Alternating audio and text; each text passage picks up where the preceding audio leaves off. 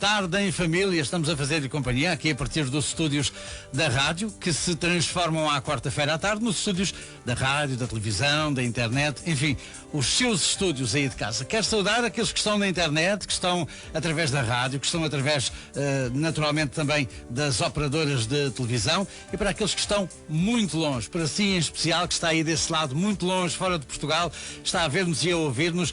Este é o Tarde em Família. Vamos consigo sempre à quarta-feira à tarde, a partir das 2h30, tendo sempre aqui um entrevistado e um assunto em destaque. Hoje, porque estamos pertinho também do 12/13, da peregrinação, de mais uma peregrinação internacional aniversária, a primeira deste ano, maio, vamos hoje falar de peregrinar como expressão da fé. Peregrinar como expressão da fé. Estamos em maio, este tempo especial, em que pelas estradas cresce o número de peregrinos nos santuários, particularmente aqui em Fátima, no santuário de Nossa Senhora do Rosário. Vamos falar então do perfil do peregrino, da mística que se encerra neste ato que tem tanta devoção popular. O número de peregrinos que participou, pelo menos numa celebração no Santuário de Fátima no ano passado, foi de 6,8 milhões, tendo em vista a JMJ de Lisboa, naturalmente, e a presença do Papa Francisco. Também fez incrementar os peregrinos aqui também a Fátima. Lembra-se do Papa Francisco aqui em Fátima? Para nos ajudar neste objetivo, temos connosco a Eliana Oliveira. Ela trabalha diretamente com os peregrinos, tem muito gosto nesta missão, principalmente porque ela é também uma devota de Nossa Senhora. Filha de pais portugueses da região de Fátima, imigrantes no Brasil, carrega consigo esta responsabilidade da sua história de família, para a qual se sentiu chamado, uma vez que o seu avô materno era primo dos pastorinhos Jacinta e Francisco. A sua bisavó paterna esteve presente até no Milagre do Sol. E, na verdade, há tantas histórias de fé, de família, das quais foi testemunha, que se faz também necessário difundir, dar a conhecer esta história. Bem-vindo e obrigado a si em casa que está, que aceite este nosso convite para estar consigo até às 4 da tarde. Vamos hoje falar com Eliana. É um prazer, Eliana, tê-la aqui connosco hoje neste programa. Aliás, é sempre bom receber aqui pessoas diferentes que inovam através do seu testemunho e que fazem o que acreditam, algo tão extraordinário como a mensagem de Fátima. Boa tarde, Eliana. Muito boa tarde. Que alegria poder estar aqui na Canção Nova novamente. E sim, testemunhar. Eu acredito que todos nós, quando testemunhamos algo extraordinário, nós queremos que as outras pessoas também possam sentir isso, não é?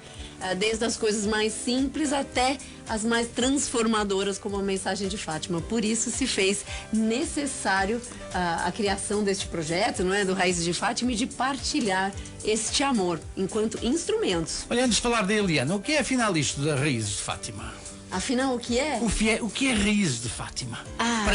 Para quem lá em casa que nunca ouviu falar... Temos menos de 1 hora de programa. Pois é, não é? Olha, na verdade o Raízes de Fátima nasceu em 2017, no centenário das aparições. E eu tive um chamado, não é? Muito inquestionável, completamente inquestionável. E percebi que deveria mudar a minha vida. Saí da onde eu morava, que eu morava em Torres Vedras, e vim morar em Fátima para abraçar essa missão, então, e acolher os peregrinos aqui em Fátima com muito amor, não é? Isso era algo que eu fiz a minha vida inteira, pelo fato de ter essa relação com Fátima. Uhum. Então os amigos sempre indicavam a Eliana, não é? Para os vizinhos, para os parentes. A Eliana recebe, só que nem sempre eu podia receber. Eu estudei, fiz faculdade aqui, muitos dias era impossível. E sentia logo no retorno dessas pessoas que a visita tinha sido diferente, que não tinham sentido aquele impacto que eu tanto dizia. E aí em 2017, então, começamos a abraçar essa missão e acolher aqui os peregrinos em Fátima com muito, muito amor. Vamos lá ver, e agora voltamos atrás. Eliana Oliveira, quem é Eliana Oliveira? Sabe que essa deve ser a pergunta mais difícil que está aqui. As pessoas estão assim, bom, ela é brasileira porque tem sotaque do Brasil. É uma vergonha. São 30 anos, mais de 30 anos de Portugal, ainda não consigo falar o português direitinho, mas olha, como a gente se entende, não é? É verdade. Bom, eu gosto de me intitular em primeiro lugar como filha de Deus. Uhum. E isso realmente é algo que eu me esforço todas as manhãs ao acordar para reconhecer-me como filha de Deus. Isso dá-me muita coragem para sair da cama todos os dias e enfrentar, não é? Todos os desafios que advêm no nosso dia a dia. Mas eu, num contexto mais básico, eu nasci no Brasil, porque meus pais são de Fátima, minha mãe é de Aljustrel, da aldeia dos Pastorinhos, e meu pai é de uma pequenina aldeia muito próximo daqui. Se conheceram no Brasil, naquilo que nós chamamos de deucidências, não é? Minha mãe foi com 7 anos. O meu avô era o barbeiro de Fátima, inclusive era ele que fazia as coroinhas dos padres, não é? Na época que ainda cortavam o cabelo na coroinha. E o meu pai fugindo da guerra, naquela época eram 3 anos, não é? Do exército, ele tinha que prestar durante 3 anos, muita gente já tinha falecido aqui da região, então ele se colocou num barco e foi pro Brasil, não é? Aos 18 anos. E eles se conheceram lá, casaram-se lá. E eu nasci em São Paulo, mas como todo bom imigrante português, para onde nós íamos, José? Nas férias, claramente, para Portugal, para Fátima. Então eu saía de São Paulo, uma cidade enorme, minha escola tinha 6.000 alunos, e eu vim aqui para uma aldeiazinha, junto a Fátima, com os meus avós para andar de carroça no burro. Os meus avós eram analfabetos, mas com eles eu digo que eu aprendi as maiores lições da minha vida. Lições de amor verdadeiro, não é? E essa devoção, é claro, né? Então, todo mês de julho, nós vínhamos para Fátima. E eu cresci nesse amor e nessa devoção. E aí, então, com 18 anos, vim estudar e me apaixonei. Isso é muito fácil de acontecer, se apaixonar por esse país maravilhoso. E eu vim estudar e acabei ficando. Hoje, meus pais ainda moram no Brasil. São portugueses curioso. e moram no Brasil, e eu sou brasileira e moro cá. Portanto, temos aqui um equilíbrio na nossa família, não é como eu costumo dizer. Família que está ligada aos pastorinhos, à família Marto e ao Milagre do Sol, não é? É verdade, curioso. verdade. É uma responsabilidade que demorou muitos anos para eu me sentir chamada, mas é verdade. A minha mãe, e as pessoas acham muito estranho, né? Como com este sotaque ainda tem algum parentesco, não é? Com os pastorinhos. Na verdade, pelo fato da minha mãe ter nascido mesmo na rua dos pastorinhos, não é? Ela era vizinha da senhora Maria dos Anjos, que era sobrinha da Lúcia, não é? E o meu avô paterno era primo em primeiro grau da Jacinta e do Francisco, ou seja, em outras palavras, não sei se complica mais, mas o meu bisavô materno era tio da Jacinta e do Francisco. Ele era irmão do tio Manuel Marto. Então daí que vem o parentesco, mas toda esta parte da família, não é, acabou imigrando para o Brasil. Somos muitos que estão no Brasil ainda, até hoje. E destes contares, às vezes os mais idosos vão trazendo, vão contando de pais para filhos este Milagre do Sol. A bisavó esteve presente, a bisavó paterna esteve presente no Milagre do Sol. É verdade. Ela chegou a alguns relatos do que ela presenciou na altura? Olha, eu tenho que te dizer, quem me dera poder voltar atrás. Eu não cheguei a conhecê-la, minha bisavó, mas quem me dera poder voltar atrás. E hoje, com a maturidade que eu tenho, não é? Teria muitas perguntas para fazer. Na verdade, nós temos ainda o testemunho da minha bisavó através das minhas tias, não é? Que eram netas dela. E as minhas tias contam, né, que ela teve muito medo, que ela falava muito do receio que ela teve de morrer, não é?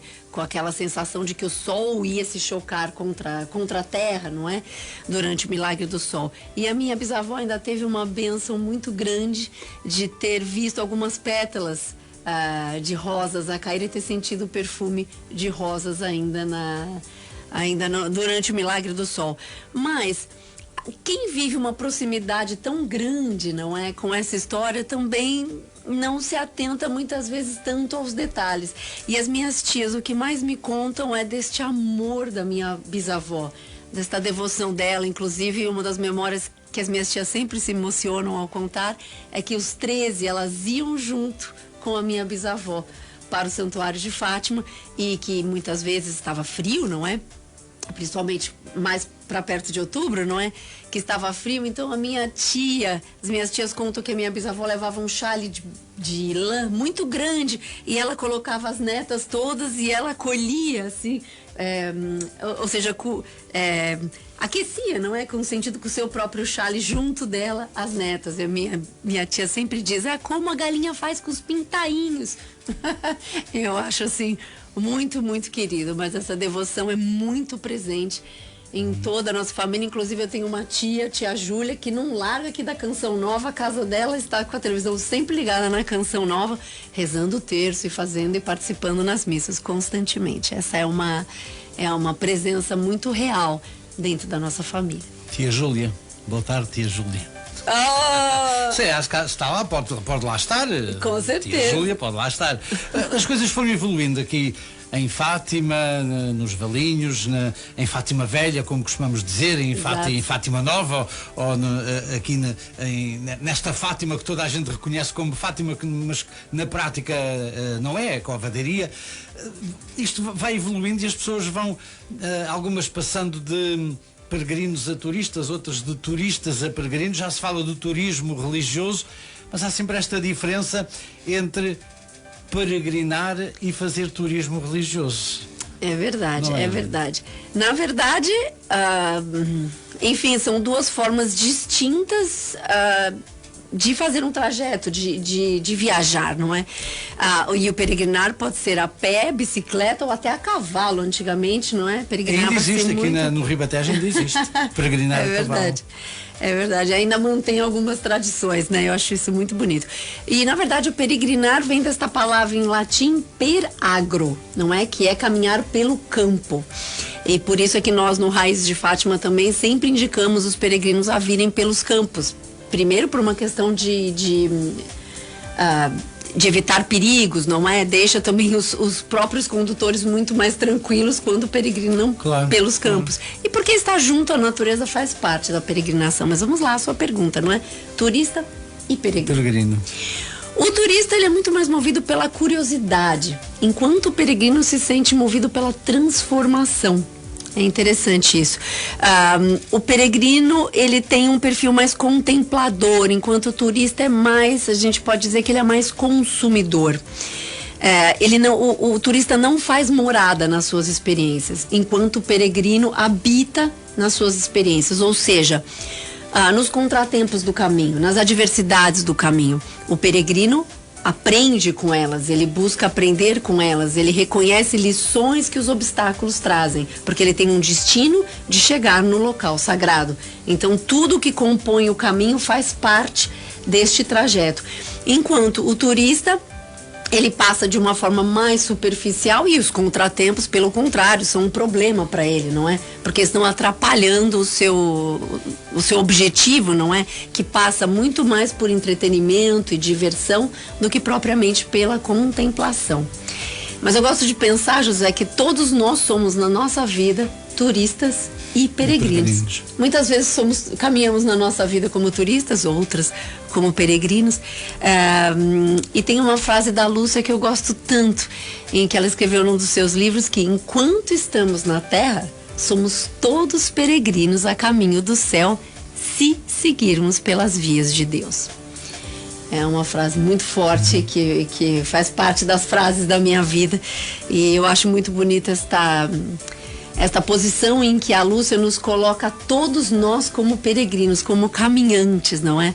Passo a passo, fazendo este caminho até Deus, não é? Se seguirmos pelas vias de Deus, se não andamos como turistas apenas distraídos, não reconhecemos as lições que o próprio caminho nos dá, no sentido de evolução, não é? De evoluirmos, de estarmos mais próximos de Deus. Esta velha Europa, com as suas raízes cristãs, é o principal, como é que é dizer, a principal causa de na Europa se peregrinar mais do que no resto do mundo. Temos todos que aprender com os europeus, não é? Enfim, com tanta tradição que vem daqui. Na verdade, as peregrinações começam já nos tempos muito remotos, nos tempos primitivos. E as peregrinações cristãs, elas têm início no século IV, com o destino à Terra Santa. Mas rapidamente, e com a evolução do tempo, as peregrinações passam a ser também feitas a locais onde estão sepultados mártires, apóstolos, santos, e também as famosas peregrinações aos locais de aparição mariana, não é? como é o caso aqui de Fátima. No caso de Fátima, que é para onde eu sempre puxo, não é como a gente diz aqui, a nossa sardinha. No caso de Fátima, a peregrinação começa logo, não é? A primeira aparição, 13 de maio, foi uma surpresa, a primeira aparição da Nossa Senhora. Aos 3 pastorinhos foi uma surpresa, também eles não sabiam, estavam sozinhos. Na segunda aparição já temos, segundo os dados do santuário, pelo menos 50 pessoas. Já as pessoas aqui da região que já vão lá conferir, querem verificar o que acontece ali na covaderia. E com o passar do tempo essa notícia vai se espalhando, os peregrinos começam a vir, até que em outubro, na última aparição aos 3 pastorinhos na covaderia, juntou-se aqui, segundo os dados do santuário, também entre 50 a 70 mil pessoas, ou seja... Para a época... Meu Deus do céu, não é? E nós temos relatos e eu agradeço aqui ao santuário, aos tantos cursos que o santuário nos oferece, não é? E coloca a público. Tivemos a oportunidade de ver já muitas fotografias e é impressionante as pessoas a caminhar dias e dias, muitas delas sem sapatos naquela época, para chegar aqui e poder conferir o que iria acontecer, então, neste 13 de outubro, não é? Já que a Lúcia, em julho, pediu um milagre para Nossa Senhora, não é? Por isso é que esse milagre aconteceu, foi a Lúcia pedindo, então temos de julho até outubro esta proliferação desta notícia que acaba por trazer milhares de peregrinos para um local totalmente, não sei se eu posso dizer assim, perdido no centro de Portugal, não é? Um lugar que, na verdade, poucas vias de acesso tinha também, mas, claro, lá está, as pessoas ouviam que a Nossa Senhora aparecia aqui, eles queriam estar presentes, ver, não é? Participar deste momento. Por isso as peregrinações começam ainda durante as aparições aqui em Fátima. Nós costumamos dizer que o século XXI, a devoção afastou-se da juventude, afastou-se das pessoas, afastou-se da sociedade, mas o facto é que, pelo menos aqui em Portugal, e vamos ver isso nesta peregrinação de 12 e 13, nesta peregrinação de maio, temos já nas estradas centenas e centenas de pessoas que chegam ao santuário do norte a sul do país, mas particularmente do norte do país. Há muita devoção, há muito querer, há muita religiosidade na cabeça e no coração dos portugueses, particularmente os portugueses que vão para a estrada como se ia para a estrada há uns anos atrás. É importante. É muito bonito de se ver, não é? Muito emocionante de se ver.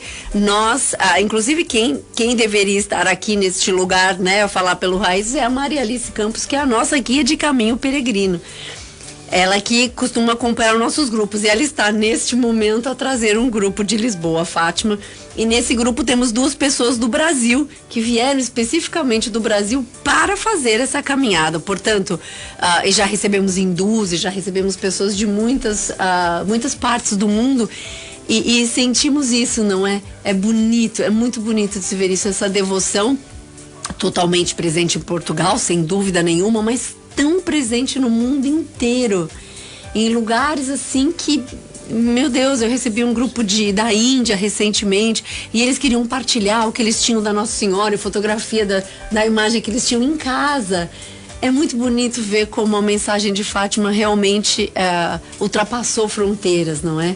Mensagem de Fátima não só através dos livros, não só através da devoção, mas através da capelinha das aparições em termos físicos, que já a temos no Brasil, também já a temos noutros países da América do Sul. É importante levar também o espaço físico da capelinha das aparições nas dimensões normais e construir naquele local como o Brasil já tem. É verdade. É importante. Não, e o Brasil está agora a fazer vai inaugurar em outubro no Nordeste do Brasil. O Raízes de Fátima está aqui caminhando junto com eles, não é? Inclusive mandamos uma imagem peregrina que está fazendo uma jornada mariana no Nordeste que vai terminar. Essa jornada vai terminar no 13 de outubro na inauguração da capelinha. E isso é muito emocionante. Fica difícil aqui até segurar as lágrimas porque ver essa devoção espalhar-se pelo mundo de uma forma tão bonita e tão presente no coração das pessoas até que nem falam português, não é? Quando nós falamos no Brasil, falamos num povo que fala a mesma língua, mas essa devoção tão presente, espalhada pelo mundo inteiro também, porque os portugueses, não é? percorreram praticamente o mundo inteiro, não é? Esse desbravar português, não é? Mas é extremamente emocionante ver o poder da mensagem de Fátima e o como ela toca e transforma a vida das pessoas ao longo de todas essas décadas. É uma pergunta que se calhar não devia fazer, mas a Eliana já peregrinou? Já fez uma peregrinação? Já andou a pé a caminho do santuário? Essa pergunta que não quer calar, não é? Olha, todas as vezes que eu marquei para fazer peregrinação, porque eu gostaria de fazer uma completa, não é? Aparecem peregrinos aqui que me pedem para eu recebê-los aqui. Na verdade, a minha missão neste momento, Eliana, é acolher os peregrinos aqui em Fátima e, através de diversos trabalhos que nós temos online, também divulgar este amor, não é? Mas a minha maior missão é receber os peregrinos aqui em Fátima. Então, faço muito e recebo muitos grupos que vêm a pé e eu estou aqui em Aljustrel para recebê-los e guiá-los até o Santuário de Fátima. Mas já tem essa experiência daquilo que eles contam, do que é as dificuldades que passaram. Por exemplo, se calhar uma passa pelos pés, não é? É a primeira, se calhar uma das primeiras. José, sem dúvida, já vimos muitas coisas. Inclusive, infelizmente, muitas vezes os pés acabam por tirar peregrinos do caminho, não é? Porque o que nós sugerimos sempre, por exemplo, e tenho que mencionar que é Maria Alice, que é ela que cuida dessa parte dentro do Raízes de Fátima. Nós sugerimos sempre para os peregrinos virem usarem a bota, porque dá uma certa estrutura no próprio calcanhar e no caminhar, e um sapato 2 números acima, porque o pé tende a inchar ao longo do caminho. Parece uma coisa simples, mas faz toda a diferença. Há muitas coisas que tiram os peregrinos do caminho e há muitas dificuldades que se interpõem. Sem dúvida, sem dúvida. O próprio cansaço em si, porque um dia seguir ao outro, não é? Acaba por ir se acumulando aquele cansaço. Mas o objetivo de chegar é muito maior. E é muito bonito as pessoas nos dizerem, eu não sei como meus pés faziam, mas a minha vontade de chegar era tão grande que eu cheguei com o meu coração. Não foram os meus pés que me trouxeram, mas foi o meu coração. Ultimamente já temos mais percursos, temos percursos mais estáveis em termos de segurança, e há um trabalho que organizações estão a fazer, e a autarquia de Orem, entre outros, estão a fazer para termos caminhos, percursos alternativos que possam trazer alguma segurança aos peregrinos. Voltando atrás e voltando ao início, porque vamos falar do projeto Raízes. O projeto Raízes é o quê? Eu quase que percebi, mas lá em casa o ouvinte, o telespectador também ficou assim, espera aí, Raízes é o quê? Não percebi muito bem. Raízes é um projeto que faz o quê? Acolhe peregrinos. Vamos lá. O Raízes de Fátima é composto pela parte presencial e pela parte online. Então, presencialmente, nós recebemos os peregrinos em visitas guiadas no Santuário de Fátima e na Aldeia dos Pastorinhos. E organizamos também peregrinações. Organizamos algumas e ajudamos os peregrinos a chegarem aqui, orientando os caminhos que eles podem fazer, orientando estratégias, não é, de treino, enfim, desde a parte mais simples até as mais complicadas, não é, para terem sempre, é uma coisa que a gente preza muito e fala sempre, quem vier sozinho, para deixar sempre alguém informado da onde eles estão, quando saem e quando chegam, para ter alguém sempre conhecedor de que eles estão a caminhar e qual é o trecho que estão a fazer. Pode parecer simples, mas muitos caminhos são pelos campos, há que ter uma atenção, não é? A todos os perigos que podem estar aí envolvidos. Então, assim, na realidade, o Raízes tem esta parte presencial nas peregrinações e nas visitas guiadas, e depois tem todo um conteúdo online, como, por exemplo, e-books gratuitos que nós temos que contam as histórias das aparições. Raízesdefátima.pt. Obrigada, olha, gente, raízesdefátima.pt. Eu também sou inteligente. Exatamente, muito obrigada, vou contratar. Raízesdefátima.pt é o nosso site, lá conseguem ter acesso a esses conteúdos gratuitos, que são muitos. Um que me deixou muito feliz, que nós fizemos no ano passado, nós fizemos uma Via Sacra com Maria, ou seja, as estações da Via Sacra sob o olhar de Maria, o que Maria sentia em cada uma das estações da Via Sacra, com textos de Isabel Figueiredo, uma autora portuguesa, e é um trabalho que realmente assim, de uma forma positiva, que eu tenho um grande orgulho, né? Que eu fico muito feliz de poder termos tornado isso realidade. Então temos várias coisas online, conversas todas as sextas-feiras online também com um convidado, e aqui temos um convidado de futuro presente aqui hoje. e temos esta parte presencial. Então o online ele acabou por surgir durante a pandemia. Porque nós tínhamos grupos, muitos grupos já combinados, pessoas com passagens compradas, inclusive do Brasil, para vir fazer a peregrinação, e de repente ficamos todos, não é, em casa. E eu em casa, eu falei, não, mas eu não posso ficar quieta, eu não posso, o que eu posso fazer a partir de casa? E aí o online foi surgindo aos poucos, não é? Hoje também temos cursos online, tanto de peregrinação como sobre a mensagem de Fátima, conteúdos gratuitos e toda esta parte presencial. Será que agora eu me fiz entender, José? Ficou mais claro agora, talvez? Ficou mais claro. Cada pessoa tem, cada um de nós tem o seu motivo para caminhar a Fátima, para vir a Fátima, qualquer que seja o meio de transporte.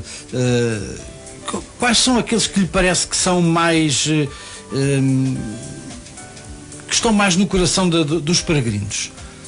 Doença, recuperação, venho porque sou católico e acredito?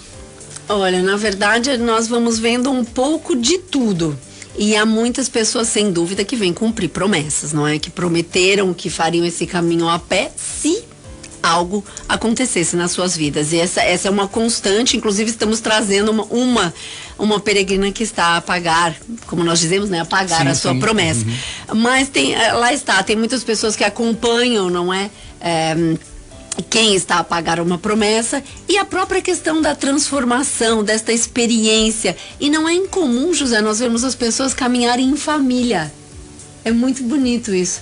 Virem em família ou nos seus grupos de paróquia que se organizam. E vemos coisas lindíssimas, não é?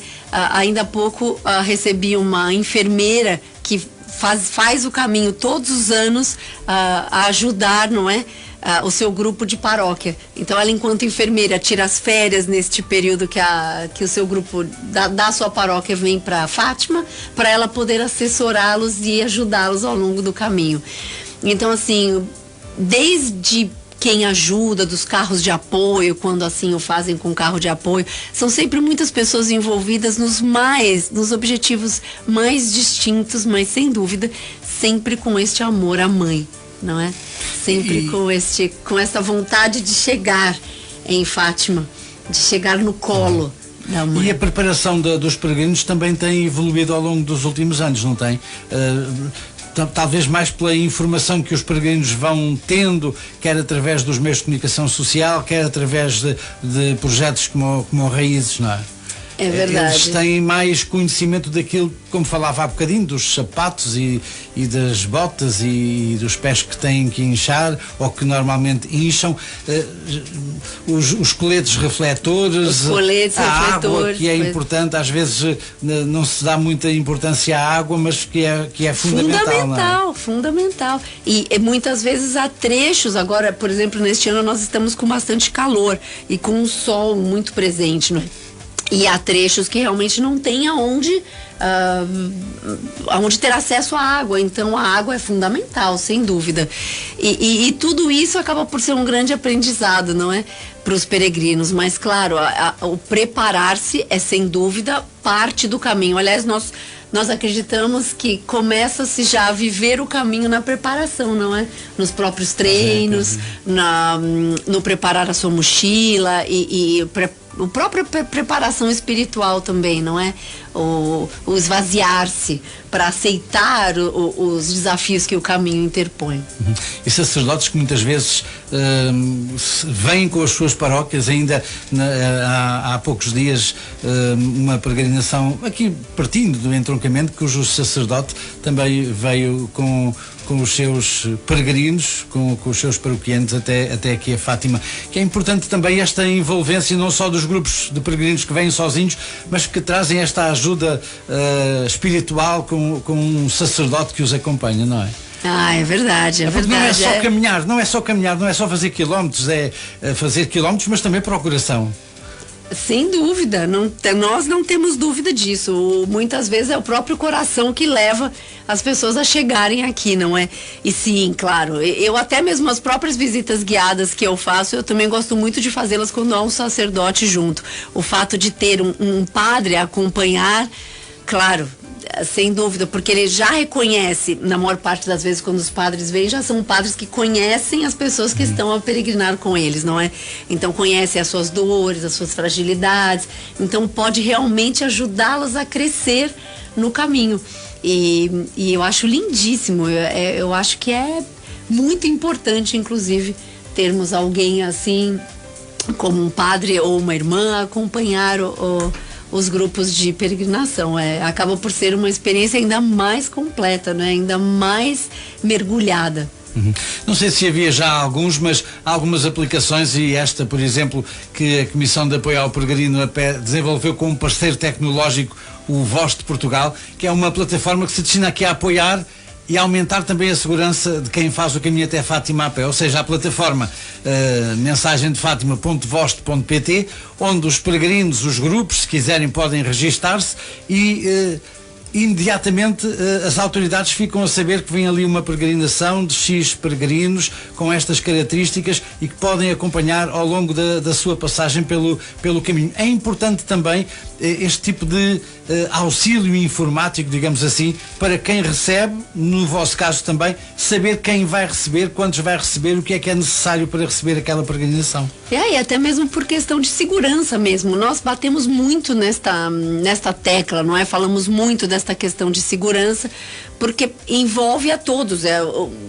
Qualquer coisa que aconteça vai impactar em todo o grupo, não é? E muitas vezes até mesmo nos condutores, quando nós falamos de caminhar em estradas, então atenção, isso pedimos sempre, façam uma linha, não é? Todos com colete refletor, aquela coisa de andarem ao lado um do outro quando está em estrada. Pois, fazer linha, ter respeito também pelos condutores, porque é muito comum nós vermos os condutores a dizerem que começam a ficar aflitos na época das peregrinações, porque tem receio, não é? De conduzir nessa época. Então, a segurança é muito importante e essa iniciativa, esse ano, eu achei de suma inteligência, inclusive. Importância. É uma forma também de se saber quem chega, da onde vem, de poder se fazer um trabalho mais... enfim, mas com maior compreensão do que acontece nas peregrinações em Portugal. Mais ou menos a que horas é que vão chegar aquele grupo de 300 e tal à Rotunda Norte? O que é preciso fazer para orientar, se for preciso? Isto foi muito importante.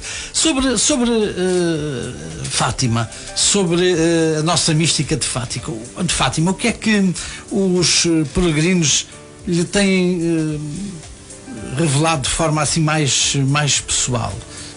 Quando chegam a Fátima ou quando depois saem de Fátima, que impressões é que eles lhe deixam assim? Uau! Agora teria tanto para contar, não é? Olha, nós temos um depoimento de uma peregrina que fez o caminho conosco, com a Maria Alice, no caso, não é? De Lisboa até Fátima, e que foi impressionante. Que ela disse que a vida dela inteira se transformou depois da peregrinação a pé. E foi tão impactante que nem eu tinha percebido isso. As fotos dos primeiros dias de peregrinação, ela estava sempre séria, tensa. A partir do meio da peregrinação, ela já abre os braços nas fotos, já está a sorrir. Ela disse que a família, inclusive, não entendia depois da peregrinação, porque ela estava sempre feliz. E ela foi uma pessoa que passou por alguns problemas de saúde, a nossa querida Maria do Rosário, beijinhos. E ela passou por alguns problemas de saúde, inclusive não acreditava que conseguiria terminar a peregrinação, não é? Então, assim, o chegar em Fátima foi assim, e o próprio percurso transformou a vida dela. E ela diz que hoje ela sorri muito mais, ela sente-se mais leve, porque ela se sentiu capaz de cumprir o caminho de chegar no colo de Nossa Senhora, que sempre foi uma devoção muito forte para ela. Então, nós ouvimos as histórias as mais diversas possíveis, José. Eu dava um livro e acaba dando um livro mesmo, porque esse ano vamos lançar o primeiro livro do Raízes de Fátima, exatamente sobre histórias inesquecíveis de peregrinos, porque são muitas histórias partilhadas, são momentos inesquecíveis realmente que as pessoas partilham conosco de coração, porque de fato há uma transformação no caminho. A pessoa quando sai não é a mesma no final do percurso. E nós sentimos isso, tenho que dizer, não só de quem caminha a pé desde casa, como as pessoas que fazem o percurso aqui dentro de Fátima também.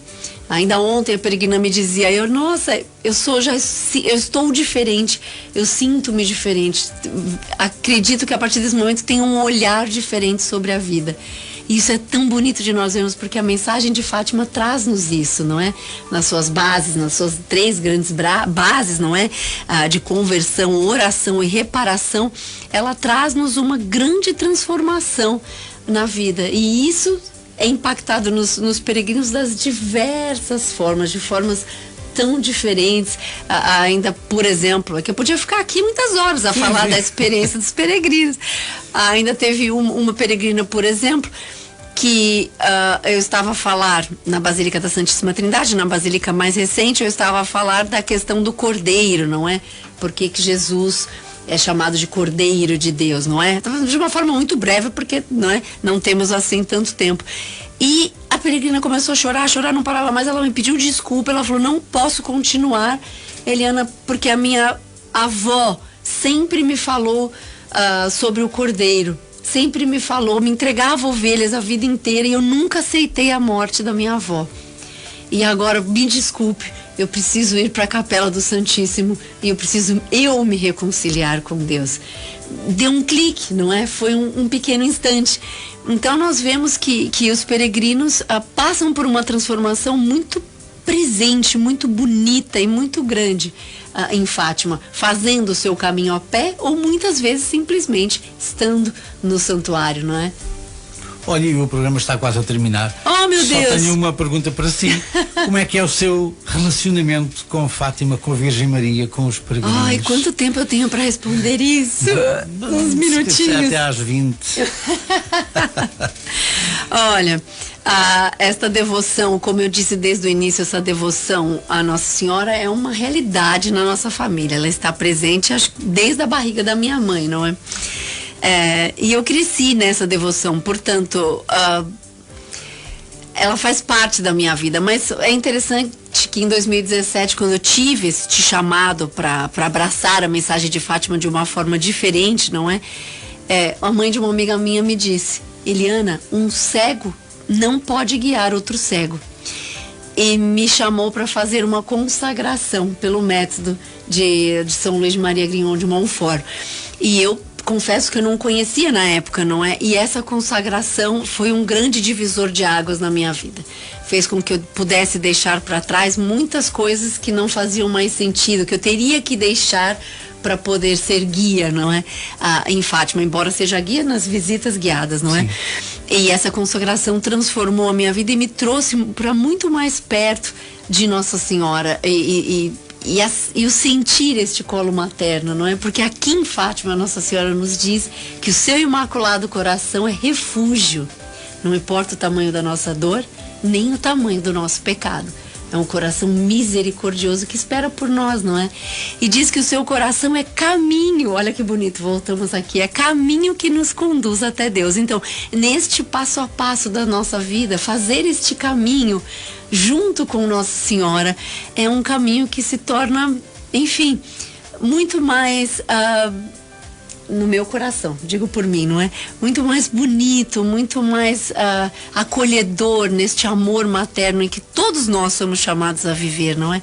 E eu não sei se temos tempo, porque todos os dias eu abro um livro e leio, assim, dos livros que eu já li muitas vezes, e hoje eu fui abrir exatamente o Totus Tuus, o livro da consagração, e tinha uma parte que eu gostaria de ler. Não sei se temos tempo ainda. Temos? Temos. Uau, que bom. Que vai aqui muito de encontro a isso tudo que nós estamos falando. Vou ler mesmo só um pequenino trecho. Que é aqui este livro, Totus Tuus, que nos diz: quando damos conta da nossa dificuldade a amar a vida, tecida de alegrias e de tristezas, avanços e recuos. Compreendemos que para avançar no caminho da santidade, devemos aprender a morrer a nós mesmos. Agora era eu que ficava aqui a ouvir a Eliana. Muito obrigado, Eliana. Foi tão bom estar consigo esta tarde. Raízes de Fátima.pt. Vão lá através da internet.